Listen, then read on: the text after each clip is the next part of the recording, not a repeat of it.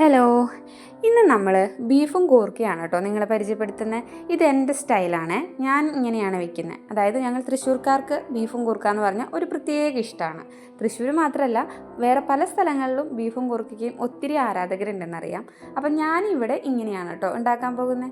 ആദ്യം നമ്മളിവിടെ എടുത്തിട്ടുള്ളത് 1 കിലോ കഴുകി വൃത്തിയാക്കിയിട്ടുള്ള ബീഫാണ്.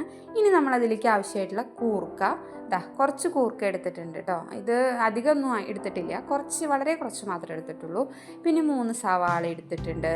അതുപോലെ തന്നെ 3 പച്ചമുളക്, ഇഞ്ചി, വെളുത്തുള്ളി, തക്കാളി, ഇത്രയാണ് കേട്ടോ നമ്മൾ എടുത്തിട്ടുള്ളത്. നല്ല നെയ്യൊക്കെയുള്ള ബീഫ് കിട്ടിക്കഴിഞ്ഞാൽ നമ്മൾ അത്യാവശ്യം കൂർക്കയോ കായോ ഒക്കെ ഇട്ടിട്ട് ഒന്ന് കറി വെച്ച് നോക്കണേ. നിങ്ങളങ്ങനെ വെക്കാറുണ്ടോ? ഉണ്ടെങ്കിൽ ഒന്ന് കമൻറ്റ് ചെയ്യണേ. അപ്പോൾ സൂപ്പർ ടേസ്റ്റ് ആയിരിക്കും കേട്ടോ. നമുക്ക് എങ്ങനെ വെക്കാൻ പോകണമെന്ന് കാണാം. ഇപ്പോൾ നമ്മൾ കഴുകി വൃത്തിയാക്കി എടുത്തിട്ടുള്ള ബീഫിലേക്ക് 1 സവാള അരിഞ്ഞിട്ട് കൊടുക്കുകയാണ്. നമ്മൾ മസാല സെറ്റ് ചെയ്തിട്ട് ഒരു അരമണിക്കൂറെങ്കിലും നമ്മളിത് റെസ്റ്റ് ചെയ്യാൻ വെക്കണം. അപ്പോഴാണ് മസാലയൊക്കെ നമ്മുടെ ബീഫിലേക്ക് നല്ലപോലെ പിടിക്കുള്ളൂ കേട്ടോ. അതുപോലെ തന്നെ ശ്രദ്ധിക്കേണ്ട മറ്റൊരു കാര്യം എന്താണെന്ന് വെച്ചാൽ, നമ്മൾ കഷ്ണങ്ങളായ കായോ കൂർക്കയോ ഒക്കെ ചേർക്കാൻ ഉദ്ദേശിക്കുന്നുണ്ടെങ്കിൽ അത്യാവശ്യം നെയ്യുള്ള ബീഫിലായിരിക്കും കേട്ടോ അത് നല്ല പെർഫെക്റ്റ് ആയിട്ട് ടേസ്റ്റ് കിട്ടുള്ളൂ. അതുപോലെ തന്നെ ഇഞ്ചിയും പച്ചമുളക് ചതച്ചതും കൂടിയിട്ട് ഞാൻ ഇട്ട് കൊടുക്കുന്നുണ്ട്. പിന്നെ നമ്മൾ 3/4 ടീസ്പൂൺ മഞ്ഞൾപ്പൊടി, 1 ടീസ്പൂൺ മസാല, പിന്നെ ആവശ്യത്തിനുള്ള മുളകെന്നാണ് പറയുന്നത്. എന്നുവെച്ചാൽ അവരവരുടെ ഇഷ്ടത്തിനനുസരിച്ച് നമുക്ക് മുളകിൻ്റെ അളവ് മാറ്റാം. ഞാനിപ്പോൾ ഇവിടെ 2 ടീസ്പൂണോളം മുളക് പൊടി ചേർത്ത് കൊടുക്കുന്നുണ്ട് കേട്ടോ. പിന്നെ ഇതിലേക്ക് കുറച്ച് വെളിച്ചെണ്ണയും കൂടി ചേർത്തിട്ട് നല്ലതുപോലെ കൈ വെച്ച് തിരുമ്മി കൊടുക്കുകയാണേ.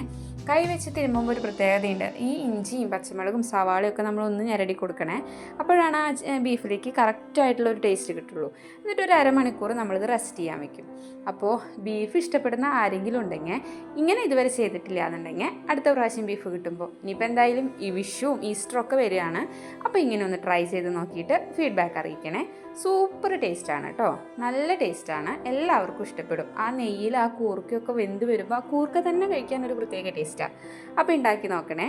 അതുപോലെ തന്നെ എൻ്റെ ഈ വീഡിയോ നിങ്ങൾക്ക് ഇഷ്ടപ്പെട്ട് കഴിഞ്ഞാൽ ലൈക്ക് ചെയ്യുക, കമൻറ്റ് ചെയ്യുക. ഉപകാരപ്രദമായ വീഡിയോ ആയിട്ട് തോന്നുകയെന്ന് വെച്ചാൽ മറ്റുള്ളവരിലേക്ക് ഷെയർ ചെയ്ത് കൊടുക്കാനും മറക്കരുത് കേട്ടോ. അപ്പോൾ ഇനി നമുക്കിത് റെസ്റ്റ് ചെയ്യാൻ വയ്ക്കാം.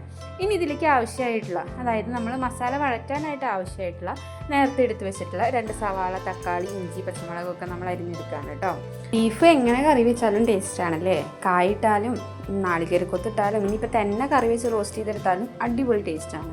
നമ്മളിന്നിവിടെ അത്യാവശ്യം തിക്ക് ഗ്രേവിയോട് കൂടിയിട്ടാണ് കേട്ടോ ഉണ്ടാക്കുന്നത്. അപ്പോൾ ചോറിൻ്റെ കൂടെ മാത്രമല്ല, ദോശ, ചപ്പാത്തി, പൊറോട്ട, എന്തിൻ്റെ കൂടെയും നമുക്ക് ഈ കറി കൂട്ടി കഴിക്കാൻ പറ്റും. അത്രയും ഗ്രേവി ഉണ്ടായിരിക്കും.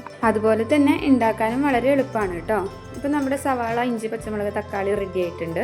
ഇനി നമുക്കൊരു കുക്കറിലേക്ക് നേരത്തെ മസാല പരത്തി വെച്ചിട്ടുള്ള ബീഫ് ഇട്ട് കൊടുക്കാം കേട്ടോ. ഞാനിതിൽ വേപ്പില ചേർക്കുന്നില്ല. ഒരു വീഡിയോയിൽ കണ്ടു വേപ്പില നമ്മൾ ഇട്ട് കൊടുക്കുമ്പോൾ എന്താ പറയുക, വിസിലടിക്കുന്ന സമയത്ത് കുക്കറിൻ്റെ ഹോളിൽ പോയിട്ട് അടഞ്ഞു കഴിഞ്ഞാൽ പിന്നെ കുക്കറൊക്കെ പൊട്ടിത്തെറിക്കാനുള്ള ഒരു സാധ്യത ഉണ്ടെന്നൊക്കെ കേട്ടു. അതിനുശേഷം ഞാൻ പിന്നെ കുക്കറിൽ എന്ത് വെച്ചാലും വേപ്പില ഇടാറില്ല കേട്ടോ. ഇനി ഇത് നമുക്കൊരു 3 വിസിൽ വരെ അടിച്ചെടുക്കാവേ. നമ്മൾ കൂർക്കയാണല്ലോ കഷ്ണം ഇടുന്നത്, അപ്പോൾ സെപ്പറേറ്റ് കൂർക്ക വേവിക്കേണ്ടവർക്ക് അങ്ങനെ വേവിക്കാം. ഞാനിപ്പോൾ ഇതിൻ്റെ കൂടെ തന്നെയാണ് കേട്ടോ ഇടുന്നത്. അപ്പോൾ കൂർക്ക നമുക്ക് കഴുകിയെടുക്കാം. അപ്പോൾ നമ്മുടെ ബീഫ് റെഡി ആയിട്ടുണ്ട്. അത്യാവശ്യം കണ്ടില്ലേ, വെള്ളമൊക്കെ ഉണ്ടായിരുന്നു, നല്ല ചൂടുണ്ട് കേട്ടോ. അപ്പോൾ ബീഫ് വെന്തു, നമുക്ക് കൂർക്കിട്ട് കൊടുക്കാം. അപ്പോൾ ഞാൻ 3 വിസിലെന്ന് പറഞ്ഞത് ഓരോരുത്തരുടെ കുക്കറിൻ്റെ പ്രഷർ അനുസരിച്ചിരിക്കും. എനിക്ക് 3 വിസിൽ വേണം ഒന്ന് വെന്ത് വരാനായിട്ട്. ഇപ്പോൾ നമ്മൾ കൂർക്കയും കൂടി ഇട്ടിട്ട് ഇനി 2 വിസിലും കൂടി അടിക്കുകയാണേ. അപ്പോൾ പെർഫെക്റ്റ് ആയിട്ട് വെന്തിട്ടുണ്ടാവും കേട്ടോ. ഇനി നമുക്കൊരു ചീഞ്ചട്ടി വെച്ച് കൊടുക്കാം. ചട്ടി നന്നായി ചൂടാകുമ്പോൾ നമ്മൾ വെളിച്ചെണ്ണയാണ് കേട്ടോ ഉപയോഗിക്കുന്നത്. വെളിച്ചെണ്ണ ഒഴിച്ച് കൊടുത്തു. വെളിച്ചെണ്ണ നന്നായിട്ട് ചൂടായി വരുമ്പോൾ നമ്മൾ സാധാരണ മസാല വഴറ്റുന്ന പോലെ സവാള ഇട്ട് കൊടുക്കുകയാണ്. ഉപ്പും കൂടി ചേർത്ത് കൊടുക്കുന്നുണ്ട് പെട്ടെന്ന് വഴന്ന് കിട്ടാൻ വേണ്ടിയിട്ട്.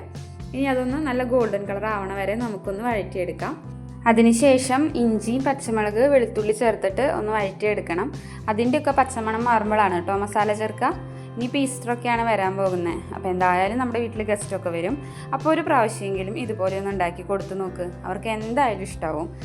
ഞങ്ങളുടെ ഇവിടെ തൃശ്ശൂർ കല്യാണത്തിൻ്റെ തലേദിവസമൊക്കെ ബീഫും കായും ഒക്കെയാണ് കേട്ടോ ഇവിടുത്തെ പ്രധാന ഐറ്റം എന്ന് പറയുന്നത്. അടിപൊളി ടേസ്റ്റാണ് കേട്ടോ, എല്ലാവർക്കും ഭയങ്കര ഇഷ്ടമാണ്.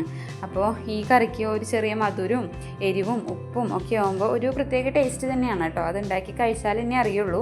അത് നമ്മൾ എത്ര പറഞ്ഞു തന്നാലും ആ ടേസ്റ്റ് നമുക്ക് വിവരിക്കാൻ പറ്റില്ല, അത്രയും ടേസ്റ്റ് അടിപൊളിയാണ്. അതുപോലെ തന്നെ ഈ കറിയിൽ കുറച്ച് എരിവ് മുന്നിൽ നിൽക്കാന്ന് വെച്ചാൽ ഇത്രയും കൂടി ടേസ്റ്റ് ഉണ്ടായിരിക്കും. അപ്പോൾ എരിവൊക്കെ അവരവരുടെ ഇഷ്ടത്തിനനുസരിച്ചാണല്ലോ ഇടുക. നമ്മളിത് തക്കാളിയൊക്കെ ചേർത്ത് വഴറ്റി കൊടുത്തിട്ടുണ്ട്. ഇനി നമ്മൾ പൊടികൾ ചേർത്ത് കൊടുക്കുകയാണ്. അപ്പോൾ 1/4 ടീസ്പൂൺ മഞ്ഞൾപ്പൊടി ചേർത്തു. അതുപോലെ തന്നെ നമ്മൾ എത്ര അളവിനാണോ മുളക് പൊടി എടുക്കാൻ ഉദ്ദേശിക്കുന്നത് അതിനേക്കാൾ കുറച്ച് കൂടുതലായിരിക്കണം മല്ലിപ്പൊടി. ഇപ്പം ഞാൻ ഇവിടെ മല്ലിപ്പൊടി എടുത്തിട്ടുള്ളത് 1.25 ടേബിൾ സ്പൂണോളം മല്ലിപ്പൊടി എടുത്തിട്ടുണ്ട്. ആ മല്ലിപ്പൊടി ഇട്ട് നന്നായി ഒന്ന് വഴറ്റിയതിന് ശേഷം അതിൻ്റെയൊക്കെ ഒരു പച്ചമണം മാറിയതിന് ശേഷമാണ് കേട്ടോ ഞാൻ മുളക് പൊടിയും മസാലയൊക്കെ ചേർത്തിട്ടുള്ളത്. അപ്പോൾ നിങ്ങളുടെ എരിവിന് ആവശ്യത്തിന് മുളക് പൊടി ചേർക്കുക. ഞാനിപ്പോൾ 1 ടേബിൾ സ്പൂണോളം മുളക് പൊടി ചേർത്തിട്ടുണ്ട്. വേപ്പിലൊക്കെ ചേർത്ത് കൊടുത്ത് നല്ലപോലെ നമ്മുടെ മസാല റെഡിയാക്കി എടുത്തിട്ടുണ്ട്. ഇതൊന്ന് മൂത്ത് വരുമ്പോൾ നമ്മൾ തയ്യാറാക്കി വെച്ചിട്ടുള്ള ബീഫും കൂർക്കയും കൂടിയിട്ട് ഇട്ട് കൊടുക്കണം. അപ്പോൾ നമ്മൾ ഇതിന് മുമ്പ് നമ്മൾ കൂർക്ക ബീഫും വെന്ത് വരുമ്പോൾ ഉപ്പൊക്കെ ഒന്ന് കറക്റ്റ് അല്ലേ നോക്കുക. ഉപ്പ് ആവശ്യമുണ്ടെങ്കിൽ ഉപ്പ് പിന്നെ ഇട്ട് കൊടുക്കണം കേട്ടോ. അപ്പോൾ നമ്മുടെ കറി ഇവിടെ സൂപ്പറായി റെഡി ആയിട്ടുണ്ട്. അതുപോലെ തന്നെ നമ്മുടെ ബീഫും കൂർക്കയൊക്കെ സൂപ്പറായിട്ട് തന്നെ വെന്ത് വന്നിട്ടുണ്ടായിരുന്നു കേട്ടോ. ഉടഞ്ഞു പോകാണ്ട് സൂക്ഷിക്കണേ കൂർക്കയൊക്കെ. അപ്പോൾ അത്യാവശ്യം ആ വേവ് കണ്ടിട്ട് നമ്മൾ എടുക്കണം കേട്ടോ. ഇപ്പോൾ നമ്മുടെ നല്ല തിക്കായിട്ടുള്ള ഗ്രേവിയോട് കൂടിയിട്ടുള്ള ബീഫും കൂർക്കയും നമുക്കിവിടെ റെഡി ആയിട്ടുണ്ട്. വളരെ എളുപ്പത്തിൽ തന്നെ നമുക്ക് ഉണ്ടാക്കിയെടുക്കാം കേട്ടോ. അതുപോലെ തന്നെ എല്ലാവരും ഉണ്ടാക്കി നോക്കുക. ഇന്നത്തെ ഈ കുഞ്ഞു വീഡിയോ നിങ്ങൾക്കൊക്കെ ഇഷ്ടപ്പെട്ടു എന്ന് വിചാരിക്കുന്നു. എൻ്റെ വീഡിയോ ഇഷ്ടപ്പെട്ട മറക്കാതെ ലൈക്ക് ചെയ്യുക. അതുപോലെ തന്നെ നിങ്ങളുടെ അഭിപ്രായം കമൻ്റായിട്ട് എഴുതുക. ഉപകാരപ്രദമായ വീഡിയോ ആയിട്ട് തോന്നുകയാണെന്ന് മറ്റുള്ളവരിലേക്ക് ഷെയർ ചെയ്ത് കൊടുക്കാനും മറക്കരുത്. ഞാനിപ്പോൾ ഇവിടെ ഈ ബീഫ് കറി ചോറിൻ്റെ കൂടെയാണ് കേട്ടോ എടുത്തിട്ടുള്ളത്. അതിനുശേഷം ഞങ്ങൾ 4 മണിക്ക് പൊറോട്ട വാങ്ങി അതിൻ്റെ കൂടെയും കഴിച്ചു. അടിപൊളി ടേസ്റ്റാണ് കേട്ടോ.